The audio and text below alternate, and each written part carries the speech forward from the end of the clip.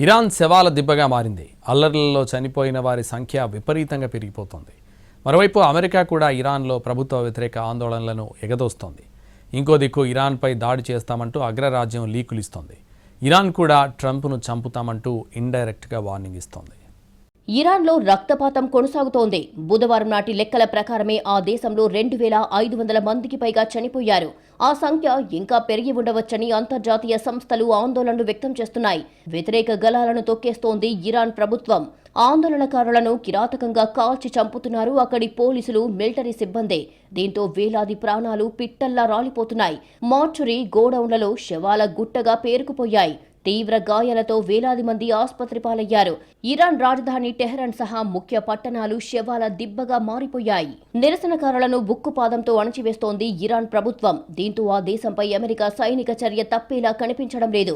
ముందు జాగ్రత్తగా ఖతార్లోని తన ఎయిర్ బేస్ ను అమెరికా ఖాళీ చేసినట్టుగా తెలుస్తోంది.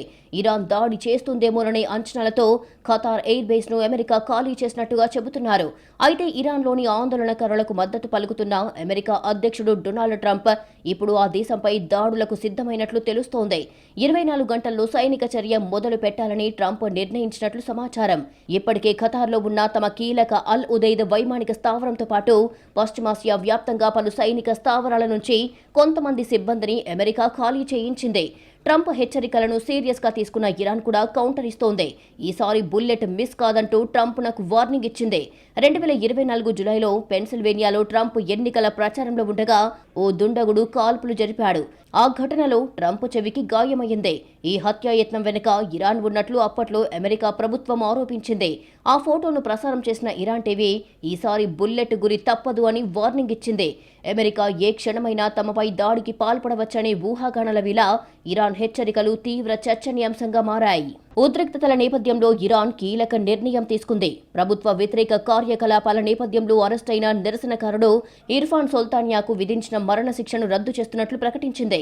అమెరికా దాడి చేస్తుందనే భయంతో ఇరాన్ ఈ నిర్ణయం తీసుకున్నట్లు తెలుస్తోంది. జనవరి 14న మరణశిక్ష అమలు చేయడానికి ఏర్పాట్లు చేసింది. చివరి నిమిషంలో ఉరిశిక్ష వాయిదా వేస్తున్నట్లు ప్రకటించగా ఆ తర్వాత మరణశిక్షను రద్దు చేస్తూ ఆదేశాలిచ్చింది ఇరాన్ ప్రభుత్వం.